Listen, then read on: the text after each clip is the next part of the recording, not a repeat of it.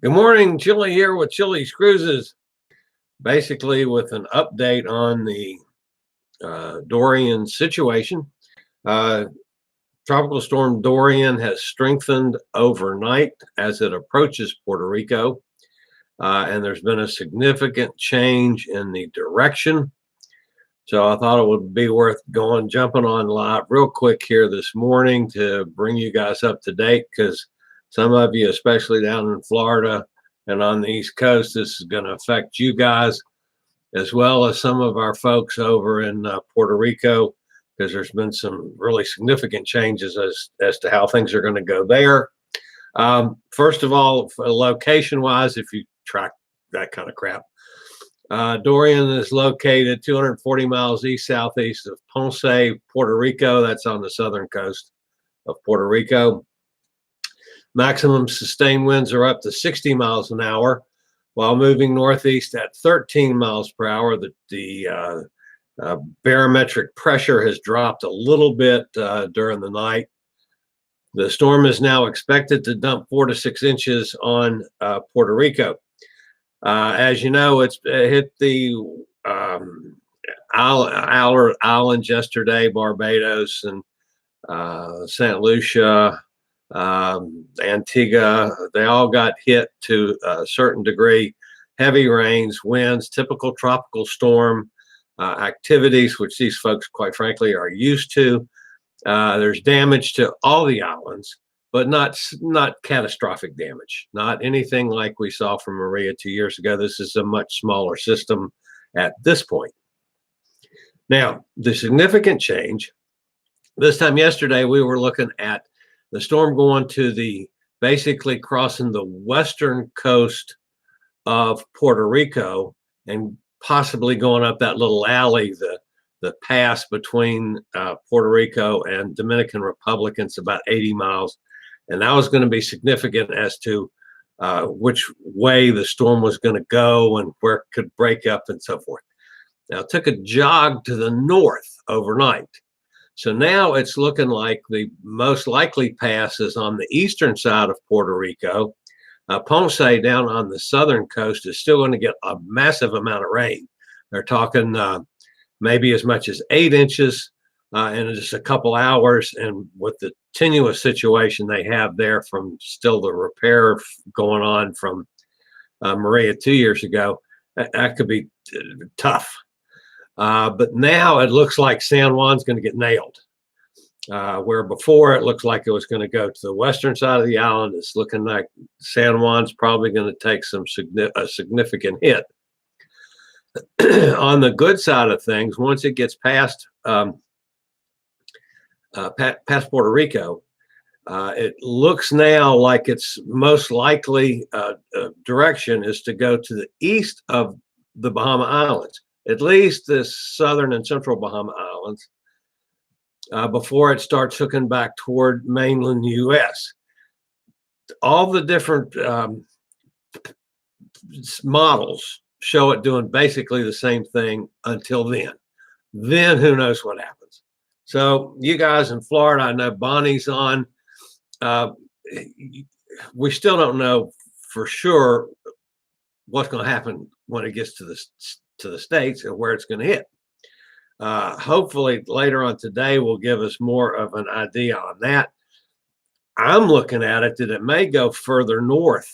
And I'm not a meteorologist, folks. Don't get me wrong. I don't know what the hell I'm talking about. But I'm looking at it maybe going north and being up closer to like, Daytona Beach, Jacksonville, as opposed to South Florida. There's a couple of the models where it misses Florida together and just hooks off to the north. So, I mean, there's a wide range of things once it gets up into the Bahamas.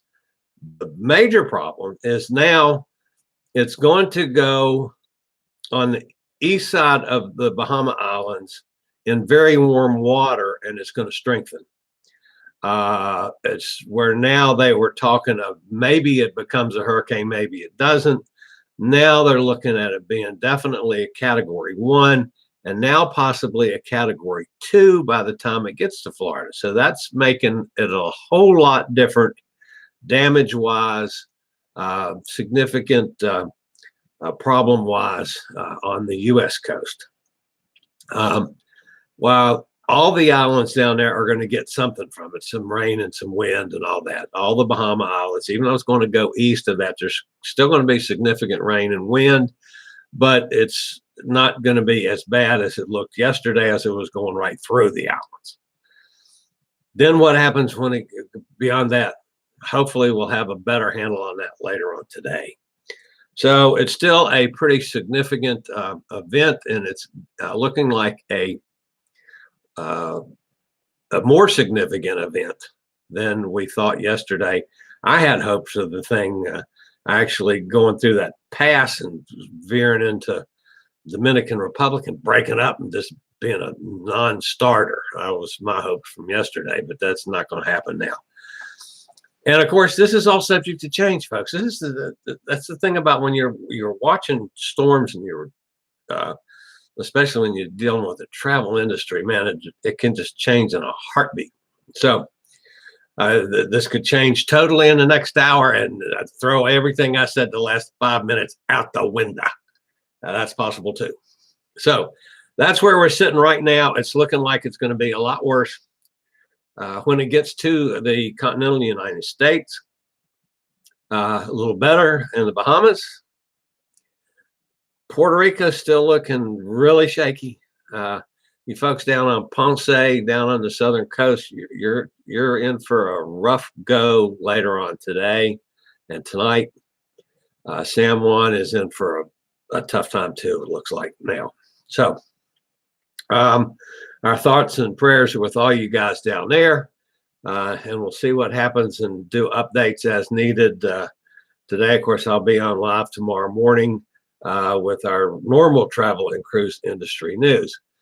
A couple other things to mention this morning. The Carnival Sunrise altered their itinerary. They're sailing out of New York on an Eastern Caribbean cruise today. And what they've done, instead of changing the itinerary totally, they just shuffled the days around. Quite frankly, Carnival is gambling on the fact that San Juan, for instance, is not going to take tremendous damage and close the port or anything, because they're planning on going into San Juan. I don't remember the day, but they're just shuffling what ports of call or when on their itinerary, as opposed to changing the itinerary total. Of course, Royal Caribbean's already changed a number of ships. And who knows what's going to happen this weekend now with San Juan really getting in the middle of this thing. The normal San Juan ships that sail out of San Juan could definitely be affected come Saturday or Sunday. Two other quick things to mention. The Carnival Dream yesterday canceled its visit to Progresso as it's having some technical issues with the propulsion system. They tried to fix it on the fly. Apparently they couldn't, so they canceled going into Progresso yesterday because its speed is down considerably. The next sailing is tomorrow out of Galveston. Hopefully they will be able to get that repaired so that they're under normal sailings situations when it sails going to, it's just a 4-day Cozumel trip out of Galveston, sailing tomorrow. There's been no update from Carnival on that. So we'll see what happens with the Carnival Dream.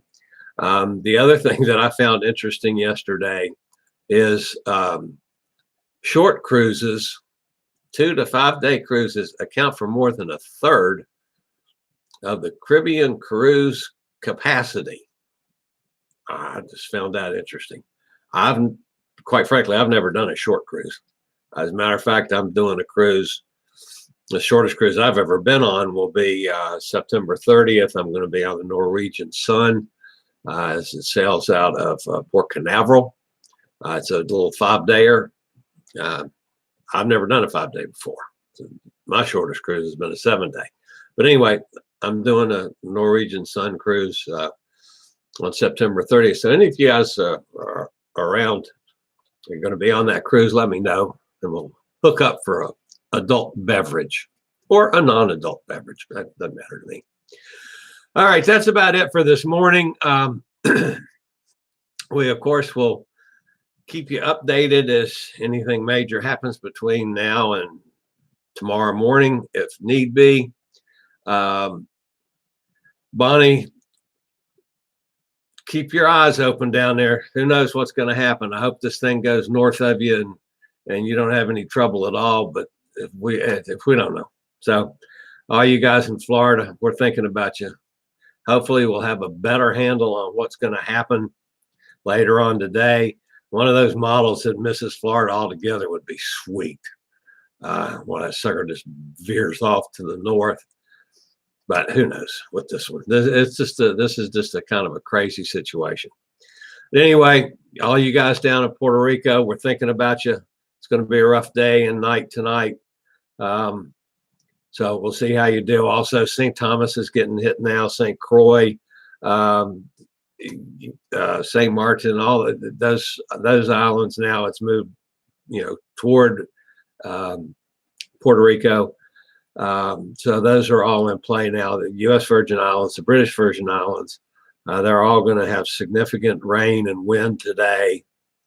And then we'll see what happens with Puerto Rico this afternoon, in the evening, and through the night tonight.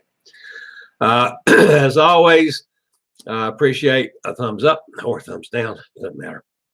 I regularly post videos on all facets of the cruise and travel industry. So if you'd like to keep up with the latest with cruise ships, ports call, cruises themselves. My interview show is called Chillie Chats. And of course, travel and cruise industry news. Just hit the little subscribe button down there in the lower right-hand corner. And we'll see you again live tomorrow morning. For now, this is Chillie with Chillie's Cruises. Later, y'all.